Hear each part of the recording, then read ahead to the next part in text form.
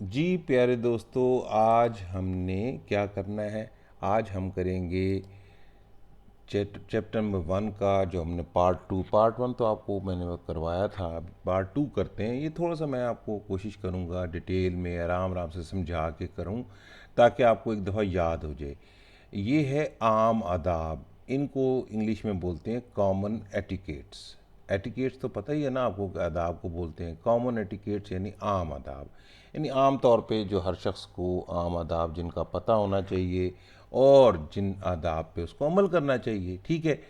आम आदाब वो इखलाकी असूल हैं जिस पर सबको अमल करना चाहिए। यानी आम आदाब क्या है? आम आदाब वो इखलाकी असूल हैं जिन पर सबको अमल करना चाहिए। ये लड़ाई झगड़ों समेत दूसरे मसाइल को हल करने में भी मदद करते हैं। यानी आम आदाब ऐसे हैं कि जिन पे सबको अमल करना चाहिए, और उनका क्या फ़ायदा होता है कि ये लड़ाई झगड़ों समेत तमाम मसाइल को हल करने में भी मदद करते हैं और हमें मुहज़्ज़ब दुनिया के मुअस्सर शहरी बनने में मदद देते हैं। यानी आम आदाब वो चीज़ हैं जिन पे सबको अमल करना चाहिए, लड़ाई झगड़ों का भी में भी उनको हल करने में हमारी मदद करते हैं, और हमें मुहज़्ज़ब दुनिया जो होती है उसके मुअस्सर यानी असर अंगेज़ जो जो माशरे पे अच्छा असर रखते हैं, मुअस्सर शहरी बनने में मदद देते हैं। आम आदाब की चंद मिसालें ये हैं। अब हम पढ़ते हैं कि जी कॉमन एटिकेट्स आम तौर पे किन को कहा जाता है। नंबर 1, दूसरों के साथ नर्म और शाइस्ता बर्ताव करें। दूसरों के साथ नर्म और शाइस्ता बर्ताव करें। ठीक है जी। दूसरों के साथ नरमी से पेश आएँ, सख्त बात ना करें, बदतमीज़ी से बात ना करें, गुस्ताखी से बात ना करें, और बड़ी नफीस तरीके से, शाइस्ता तरीके से बात करें। कमरे में दाखिल होने से पहले दरवाजे पर दस्तक दें और दाखिल होकर सबको सलाम करें। देखें, आप जब भी जाते हैं घर में, तो आपको पहले घर का दरवाज़ा खोलने से पहले खोलने से पहले नॉक करना चाहिए और फिर खोलना चाहिए। ठीक है ना जी? और ख़ास तौर पे जब आप किसी के कमरे में जाते हैं तो उससे पहले नॉक करना चाहिए, और अंदर से अगर वो कहे कि आ जाएं अंदर, तब जाना चाहिए।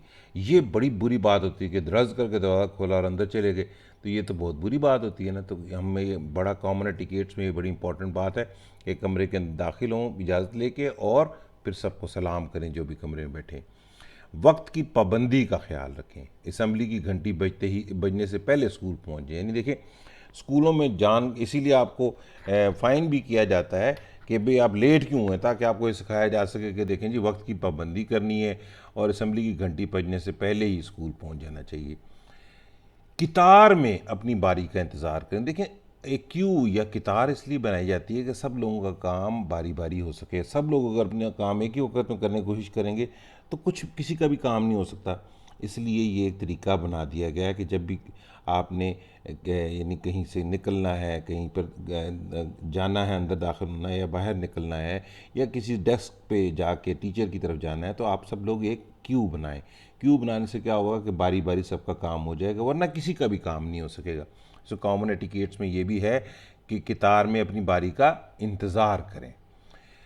लिफ्ट या कमरे में दाखिल होने से पहले अंदर मौजूद लोगों को बाहर निकलने की जगह दें। देखिए, आप लिफ्ट में जाने लगे, कई दफ़ा देखा होगा आपने, लिफ्ट जब आगे रुकती है ना, तो उसमें से बेचारे अंदर से लोग बाहर नहीं निकलते, बाहर वाले अंदर जाने की कोशिश कर रहे होते हैं। वो बेचारे वो बाहर आएंगे तो आप अंदर जा सकेंगे ना।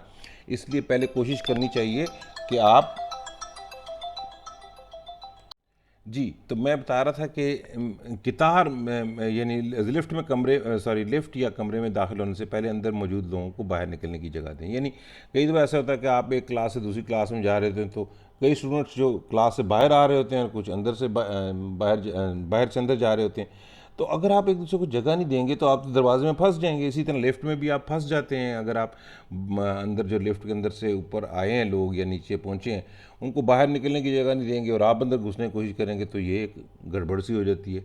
लिहाजा लिफ्ट या कमरे में दाखिल होने से पहले अंदर मौजूद लोगों को बाहर निकलने की जगह दें। ठीक है। खाना खाते वक्त मोबाइल फ़ोन और टेलीविज़न का इस्तेमाल ना करें। अच्छा, अक्सर लोगों को मैंने देखा है कि खाना खाते हुए टीवी भी देख रहे होते हैं, उसमें कई दफ़ा खाना उनके कपड़ों पे भी गिर जाता है। ठीक है। या मोबाइल फ़ोन यानी साथ साथ सुन रहे होते हैं और साथ खाना खा रहे होते हैं, उसमें कपड़ों पे भी गिर जाता है और आपका अच्छा निज़ाम हज़म भी जो है ना गड़बड़ हो जाता है। लिहाजा कोशिश करनी चाहिए कि आप जब खाना खाते वक्त मोबाइल या टेलीफोन इस्तेमाल ना किया करें, ठीक है जी। अस्पताल में फ़ोन का इस्तेमाल सिर्फ इंतहाई ज़रूरी बात करने के लिए करें ताकि दूसरों को तकलीफ़ ना हो। अच्छा, आपने देखा होगा कि तमाम आजकल जो चीज़ें हैं ना इलेक्ट्रॉनिक है ना, इलेक्ट्रॉनिक्स से चलती हैं। तो जब इलेक्ट्रॉनिक से चलती हैं तो आप अगर अस्पताल में हों और अस्पताल में आप क्या करेंगे जी, वो इलेक्ट्रॉनिक्स से चलने वाली चीज़ें और आप अपना मोबाइल इस्तेमाल करें तो क्या कई दफ़ा क्या होता है कि उन मशीनों में गड़बड़ होती है और बीमार लोग जो है उनके लिए जो है क्या होता है कि उनके लिए मुसीबत बन सकती है कि आपकी मशीनें उनकी अगर गड़बड़ कर देंगी, आपके मोबाइल के सिग्नल्स जो है उनकी मशीनों को गड़बड़ कर देंगे तो बेचारे ज़्यादा बीमार हो सकते हैं, ज़्यादा तकलीफ़ में जा सकते हैं, ठीक है जी। छींकते और खांसते वक्त अपनी कोहनी या रुमाल का इस्तेमाल करें। देखिए, पहली बात तो यह है कि आपको जब कभी छींक आए तो आपको फ़ौरन अपने रुमाल का इस्तेमाल करना चाहिए, मुंह पे रुमाल रखना चाहिए ताकि आपके मुंह से जो एकदम छींकते हुए जो जरासीम निकलते हैं तो दूसरे लोगों किसी में नहीं जाए। आपने कोरोना में आप लोगों की सबकी बड़ी ट्रेनिंग हुई है कि जी छींकना नहीं है, ठीक है। तो अगर आपको रुमाल निकालने की जल्दी या रुमाल आपके पास नहीं है तो फ़ौरन अपनी कोहनी जो है ना मुंह के ऊपर रख लें, ठीक है, और ताकि आपके जरासीम जो हैं उससे रुक जाएं, दूसरे लोगों को तंग ना हो, ठीक है जी। मेज़ से उठने के बाद अपनी कुर्सी मेज़ के अंदर धकेल दें। अच्छा, किचन में या जहाँ पर भी आपका डाइनिंग टेबल पड़ा होता है या डाइनिंग टेबल पे डाइनिंग रूम में, तो बच्चे कई दफ़ा या कई लोग भी ऐसे करते हैं कि उठे गर्र करके पीछे की तरफ कुर्सी की, अब वो उठ के चले गए। अब जो बाकी लोग जो दोनों लेफ़्ट या राइट से आना हो उनके लिए मुसीबत बन जाती है, कुर्सी उनके रास्ते में आ जाती है। लिहाजा जो भी बंदा मेज़ से उठे, उठने के बाद कुर्सी के पीछे जाए, अपनी कुर्सी अंदर की तरफ टेबल के नीचे धकेल दे, ठीक है। उससे क्या होता है कि जगह आपकी कम नहीं होती, लोगों के आने जाने के लिए आसानी रहती है। अपने ख़ानदान ख़ास तौर पे बुज़ुर्गों के साथ वक्त गुजारें।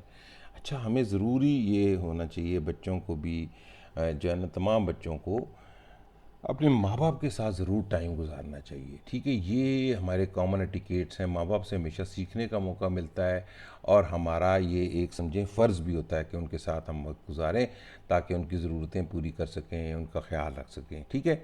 सीढ़ियों पर एक जानिब होकर चलें। देखें, अगर सीढ़ियाँ हैं, अगर दरमियान में उसके दोनों तरफ से आते हुए लोग जो है एक दूसरे टकरा जाएंगे। लिहाजा सीढ़ियों में आप जब भी चढ़ रहे हो ना, सीढ़ियों में लेफ़्ट साइड अपनी इस्तेमाल किया करें, सीढ़ियों की लेफ़्ट साइड पे चलें, ऊपर से आते वाला भी लेफ़्ट साइड पे और आप ऊपर चढ़ते वाले भी लेफ़्ट साइड पे, इससे दो आपस में टक्कर नहीं होगी।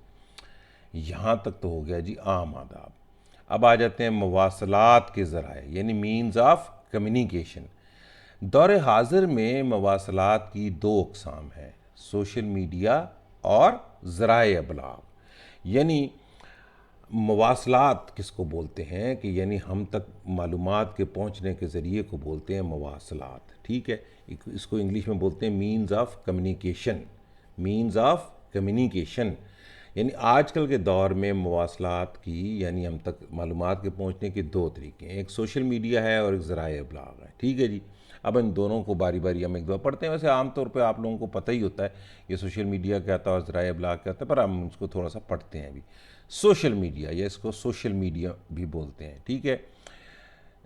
सोशल मीडिया से मुराद मुख्तलिफ ऑनलाइन प्लेटफॉर्म मसलन व्हाट्सएप, यूट्यूब, फेसबुक, इंस्टाग्राम वगैरह हैं, ठीक है, जो पैगामात यानी कि टेक्स्ट मैसेज, तस्वीर और वीडियोस भेजने और वसूल करने के लिए इस्तेमाल होते हैं। सोशल मीडिया से क्या मुराद है, ये कि ऑनलाइन प्लेटफॉर्म्स, ये क्या होते हैं, ये ऑनलाइन प्लेटफॉर्म्स होते हैं यानी कि इंटरनेट लाइन जो होती है हमारी, इंटरनेट पे जो चीज़ें होती हैं उनको हम ऑनलाइन बोलते हैं। ऑनलाइन प्लेटफॉर्म मसलन व्हाट्सएप, यूट्यूब, फेसबुक और इंस्टाग्राम वगैरह हैं, जो पैगामात यानी कि टेक्स्ट मैसेज, तस्वीर और वीडियोस भेजने और वसूल करने के लिए इस्तेमाल होते हैं। यानी हम इनके ज़रिए किसी को मैसेज भेजना हो तो मैसेज भेज सकते हैं, किसी को हमने तस्वीर भेजनी हो तो वो कर सकते हैं, और इसी तरीके से हम वीडियोस भी भेज सकते हैं और वसूल भी कर सकते हैं, ठीक है जी। वसूल का मतलब तो रिसीव कर सकते हैं। दुनिया भर में लोग अपने दोस्तों और ख़ानदान से राब्ते में रहने के लिए सोशल मीडिया का इस्तेमाल करते हैं। बहुत से कारोबार भी आजकल सोशल मीडिया पर मौजूद हैं। ठीक है ना जी। अच्छा, दुनिया में आपके मुख्तलिफ ममालिक में, मुख्तलिफ शहर में जो रिश्तेदार हैं, अपने ख़ानदान हैं, इनके साथ आप लोग रब्ता रखते हैं सोशल मीडिया यानी व्हाट्सएप वगैरह के साथ। ठीक है, व्हाट्सएप, फेसबुक, इंस्टाग्राम और यानी ये और इस तरह की बहुत सारी और भी सॉफ्टवेयर्स होती हैं जिनको आप इस्तेमाल करते हैं। ठीक है जी। अच्छा, फिर उसके बाद ये कि बहुत से आजकल बिज़नेस भी इसके ज़रिए किए जाते हैं। इनको सार्फिन यानी कंज्यूमर्स तक रसाई देता है सोशल मीडिया जो होता है। यानी हम लोगों को पता चल जाता है जी, नेट से पता चल जाता है, ये कपड़े इस तरह के आए हुए हैं जी, खाने पीने की चीज़ें इस तरह, खिलौने इस तरह के, मशीन्स इस तरह की, फिर हमें फेसबुक वगैरह पे, व्हाट्सएप के ज़रिए मैसेज आते रहते हैं, हमें पता चल जाता है। और उनकी मसनूआत यानी प्रोडक्ट्स की तशहीर में यानी एडवर्टाइज़ करने में मदद देता है। यानी किसी कंपनी को अगर कोई चीज़ बनाती है तो उसके लिए बहुत बड़ी एडवांटेज होती है कि जी वो सोशल मीडिया के ज़रिए अपने जो कंज्यूमर्स हैं उनकी प्रोडक्ट्स को मशहूर अपने कर सकते हैं, वो उससे मशहूरी उसकी कर सकते हैं, लोगों को बता सकते हैं कि जी हमने ये चीज़ बनाई है, इसके ये फ़ायदे हैं, ये इतनी सस्ती है, महंगी है, बाकी चीज़ें सस्ती है, ये सारी अपनी वो मशहूरी इसके ज़रिए कर सकते हैं। फिर हम आ जाते हैं ज़राए अबलाग या मास मीडिया की तरफ। ऐसे ज़राए जिनसे मालूमात की एक बड़ी तादाद आवाम तक पहुँच सके, ज़राए अबलाग कहलाता है। ऐसे ज़राए जिससे मालूमात की एक बड़ी तादाद आवाम तक पहुँच सके, ज़राए अबलाग कहलाता है। यानी ज़राए ज़रिए का जमा है ज़राए। ठीक है, यानी कि मास मीडिया, मास का मतलब होता है बहुत ज़्यादा, मीडिया का बहुत बड़ी जो सारी कट है ना, जो वो उसको बोलते हैं ज़राए अबलाग। ऐसे ज़राए जिनसे मालूमात की एक बड़ी तादाद आवाम तक पहुँच सके, ज़राए अबलाग कहते हैं। ऐसे वो तमाम ज़राए जिनके ज़रिए लोगों तक जो है ना मालूमात पहुँच सकती हैं, उनको बोलते हैं ज़राए अबलाग। ये कौन कौन से होते हैं? अखबारात, रसाइल, टेलीविज़न और रेडियो ज़राए अबलाग की मिसालें। इनकी मिसालें क्या क्या हैं? मैस मीडिया की न्यूज़पेपर यानी अखबारात, मैगज़ीन्स, रसाइल, टेलीविज़न और रेडियो ज़राए अबलाग की मिसालें हैं। ज़राए अबलाग के ज़रिए दूर दराज के इलाकों में रहने वालों को भी दस्तयाब होते हैं। ज़राए अबलाग के ज़राए जो होते हैं ये दूर दराज के लोगों को भी, जहाँ पर सोशल मीडिया या इंटरनेट नहीं होता वहाँ पर भी लोगों को ये मैसर होते हैं। ठीक है, ज़राए अबलाग की पहुँच सोशल मीडिया से कहीं ज़्यादा होती है, क्योंकि सोशल मीडिया इस्तेमाल करने के लिए इंटरनेट की ज़रूरत होती है जो हर जगह मैसर नहीं है। यानी ज़राए अबलाग इसलिए ज़्यादा पॉपुलर होते हैं कि उसमें सोशल मीडिया के लिए आपको इंटरनेट की ज़रूरत होती है और इंटरनेट हर जगह पर तो नहीं होता, तो लिहाजा जहाँ पर नहीं इंटरनेट होता वहाँ पर दूसरी चीज़ें तो मिल ही जाती हैं, अखबार, रसाले, टीवी या रेडियो, कोई ना कोई चीज़ मिल ही जाती है।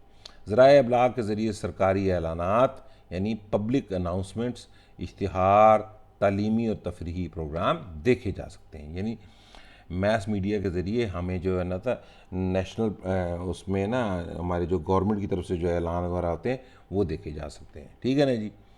सोशल मीडिया और ज़राए अबलाग के फ़वाइद, advantages of social and mass media. Number 1, जदीद तरीन टेक्नोलॉजी की मदद से दुनिया भर की मालूमात कलील तरीन वक्त में दुनिया के गोशे गोशे में पहुँचा दी जाती है।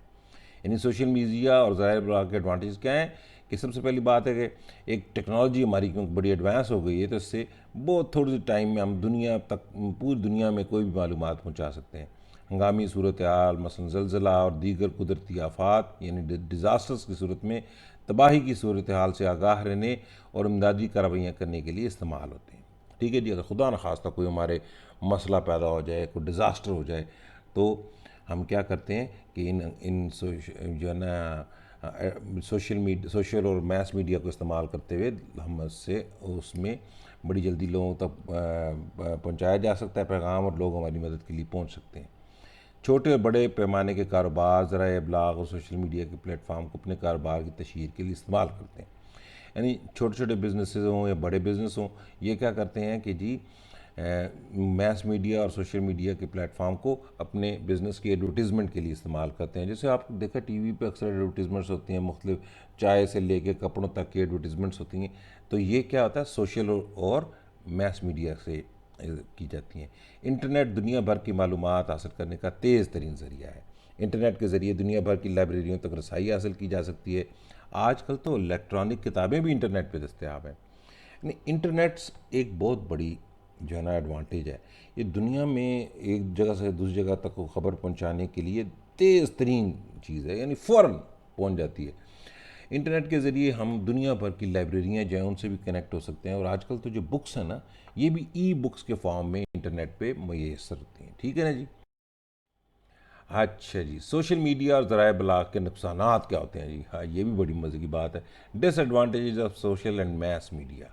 सोशल मीडिया का सबसे बड़ा नुकसान ये है कि जराइम पेशा अफराद लोगों की तस्वीर और ज़ाती मालूमात को हैक करके अपने मज़मूम मकासद के लिए इस्तेमाल कर सकते हैं। यानी देखें, आपकी जो तस्वीरें वगैरह आप शेयर करते हैं, तो कोई लोग जो है ना, जो क्रिमिनल्स होते हैं, वो आपकी तस्वीरों को मिस यूज़ कर सकते हैं। ठीक है ना जी।